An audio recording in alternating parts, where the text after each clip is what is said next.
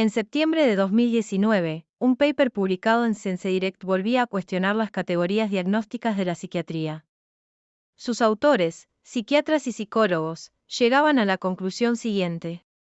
Un enfoque pragmático para la evaluación psiquiátrica, que permita el reconocimiento de la experiencia individual, puede ser una forma más efectiva de comprender la angustia, que mantener el compromiso con un sistema de categorías falso. El cuestionamiento a las categorías psiquiátricas de moda, es decir, las incluidos en los modernos manuales de diagnóstico, no es nuevo, como he dicho. En 1973 se dio a conocer el conocido experimento David L. Rosenan, que fue publicado en la revista Science, acerca de estar sano en un medio enfermo. En la primera parte del experimento, pseudopacientes, 3 mujeres sanas y 8 hombres sanos sin ninguna patología psiquiátrica, simularon alucinaciones acústicas y fueron internados en 12 hospitales psiquiátricos de 5 estados de los Estados Unidos. Todos fueron admitidos y diagnosticados con enfermedades psiquiátricas. Después de ser internados, los pseudopacientes se comportaron con normalidad y comunicaron a los responsables de los establecimientos psiquiátricos que se encontraban bien, y que no habían sufrido más alucinaciones. Sin embargo, los pseudopacientes, a causa de su diagnóstico, o etiqueta psiquiátrica, fueron obligados a reconocer que padecían alguna enfermedad mental y a aceptar medicarse con antipsicóticos como condición para ser dados de alta. Algunos pseudopacientes permanecieron ingresados durante meses, pues su conducta fue interpretada como una confirmación del diagnóstico psiquiátrico. Por ejemplo, querer salir del recinto psiquiátrico asegurando que estaban sanos era otro síntoma de la enfermedad. El estudio concluyó: está claro que en los hospitales psiquiátricos no podemos distinguir a los cuerdos de los locos. Escuchar al síntoma o escuchar al paciente. Los manuales psiquiátricos llaman a escuchar al síntoma. El psiquiatra biológico interroga a su paciente sobre sus síntomas. Si, por ejemplo, el paciente dice haber oído voces, entonces el psiquiatra biológico aumentará la medicación o ingresará a su paciente en un pabellón psiquiátrico. Si la sintomatología que presenta el paciente es leve, entonces bajará la medicación. No es raro entonces que el paciente, cuando acude a su psiquiatra biológico, que seguro que lleva años visitando y medicado, mienta. Asegure que no oye voces, aunque las oiga. Tiene miedo a los efectos de la medicación y tiene miedo a ser encarcelado.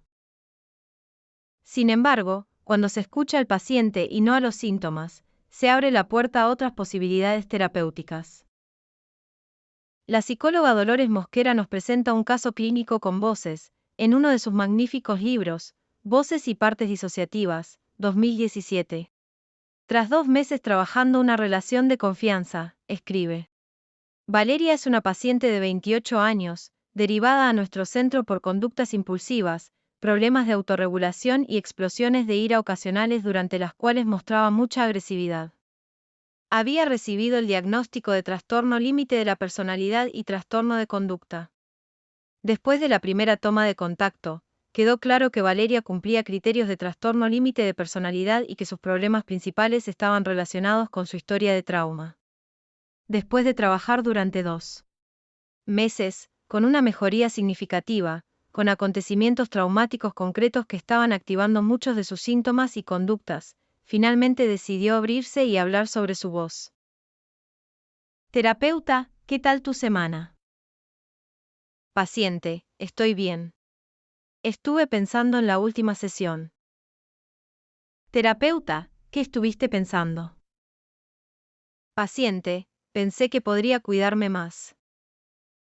Terapeuta, qué interesante. ¿Cómo te diste cuenta de esto? Paciente, bueno, por el trabajo que hicimos. Creo que a algo en mí le gustó lo que hicimos. Pero mi cabeza está hecha un lío. Observemos que la paciente dice, algo en mí, así que respetuosamente usamos su propio lenguaje para explorar. Terapeuta, a algo en ti le gustó lo que hicimos. Paciente, sí, cuando trabajamos con la niña pequeña. Terapeuta, genial, pero dices que tu cabeza está hecha un lío. ¿Qué está pasando en tu cabeza? Bueno, hay algo que no me permite. La paciente está absorta en sus pensamientos. Terapeuta, quizá ese algo esté preocupado por algo. Paciente, no me está dejando. Terapeuta, ¿por qué crees que no te está dejando? Paciente, porque, por un lado, piensa que ya no necesito más esta terapia. Terapeuta, y por el otro lado. Paciente, por el otro lado, ella sí la necesita. La paciente dice, por el otro lado, ella sí la necesita. Este parece un buen momento para explorar ese algo que aparentemente representa una parte de ella que está en conflicto con la terapia. Queremos ver si es capaz de darse cuenta de que ese algo es una parte de ella misma, mientras que al mismo tiempo le ayudamos a desarrollar una curiosidad sana hacia esta parte. Terapeuta, ¿me puedes hablar de ese algo? Paciente, es una voz en mí. Terapeuta, ¿y qué te dice la voz? Paciente, no lo sé. No me deja pensar, no me deja estar triste ni nada, la paciente empieza a llorar. Terapeuta, ¿podemos preguntarle a la voz cómo podríamos ayudarla ahora? Paciente, ella no lo sabe.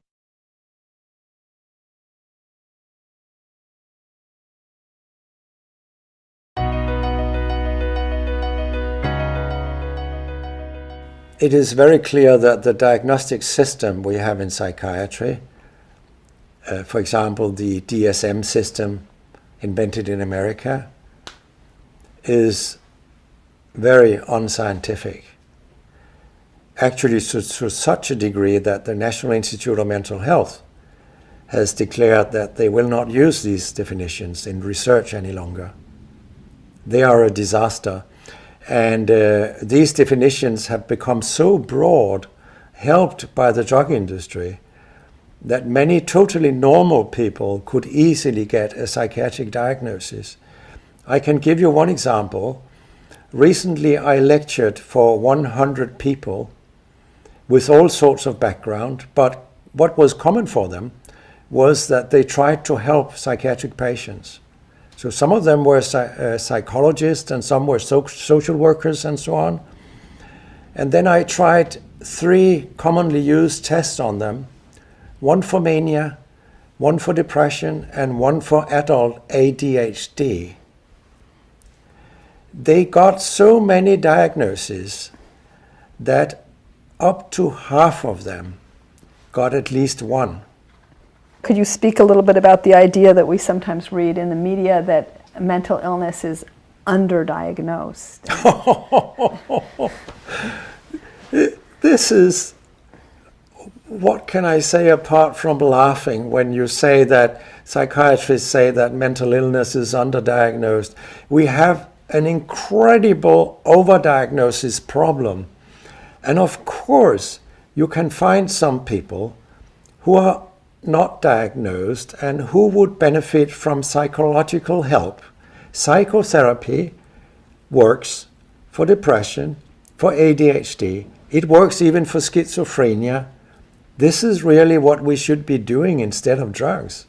But that's not what they're thinking of. When they say the population is underdiagnosed, they always think of their horrible drugs and not of psychotherapy.